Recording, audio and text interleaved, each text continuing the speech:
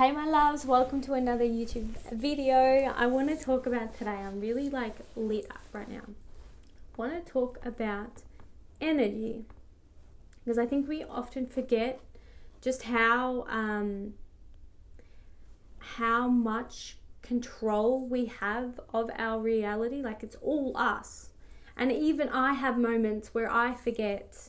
So I wanted to talk about this one in particular today.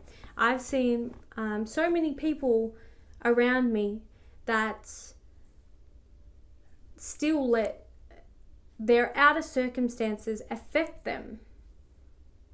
But it's only going off their inner circumstances, their inner dialogue, their inner conversations. Now, everything is energy.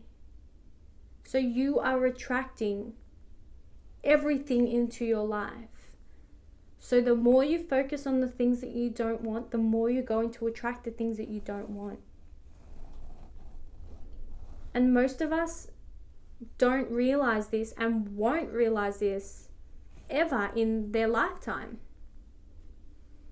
When I learned about the law of attraction and the law of vibration, or the universal law, how it all works, I was like, no way. Why doesn't everyone know this? Why isn't this taught in schools? It's because it's not taught in schools. Can you imagine if we knew all of this? We wouldn't be living in this paradigm. We wouldn't be living under a program or in the matrix. Like, it wouldn't happen.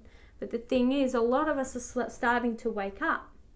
And if you're here, that's amazing. It's because you're waking up, or you've already woken up. But remembering, see, it's one thing to realize that we are the operative one. We are the ones that are controlling our reality.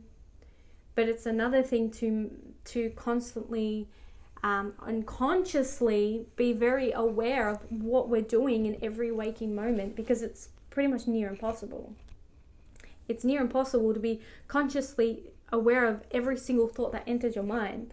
That's impossible. But the more consistent we can be aware of the thoughts and the feelings that we feel, then, and our overall state of being, then the easier it will be to be so aware of it. Like, when I first started, I was thinking and thinking and thinking, and I got really tired because I was always thinking about my mind. And I remember when I first got into thinking about my thoughts and into the mental side of things, and I was like, wow, I think so negatively. The stuff that my subconscious mind brings up, it's so negative and toxic. And it was so negative. I used to talk myself down all the time. I used to have conversations with myself. If I was having a conversation with someone, I would have the conversation with that person in my head. How retarded is that? I would have a pre-conversation with that person in my head and play it out as though I thought of how I would think it would play out, even though, and it's funny because the more I did that, the more I was actually manifesting that to happen in real life, and I wasn't even aware of it.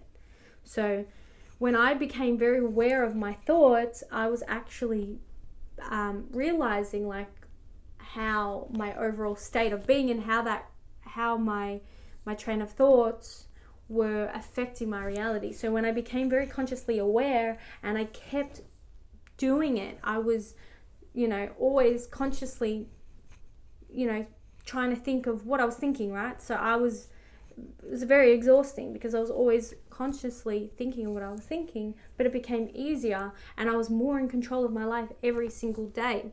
So for someone, if you're, you're aware of how it all works, so your energy and what you think and feel is what creates into your reality, and you're aware of that. But then you get so caught up in life, you get so caught up in maybe the job that you're working, and maybe a colleague complains all the time and you get caught up in that, and then you don't come home, and then until you realize, it just means that you need to you just need to continuously practice on being more consciously aware. Because the more consciously aware you can be, the easier it will become. Now, in every moment that I feel something, I become very consciously aware in that moment. Like if I'm feeling triggered with someone, if I'm feeling a certain emotion, if someone's making me feel a little angry, I would pick up that I'm feeling angry in that moment straight away, and then I would be able to sit back and observe rather than let that anger take over me. It takes a lot. It takes a lot for me to get angry. It takes a lot for someone to affect me. It takes a lot. Because I am so switched on with my emotions. And that doesn't mean that I don't allow myself to feel crappy or feel angry or feel upset. I still feel them. But it's because I'm very emotionally aware. Now, emotions are just energy in motion. So if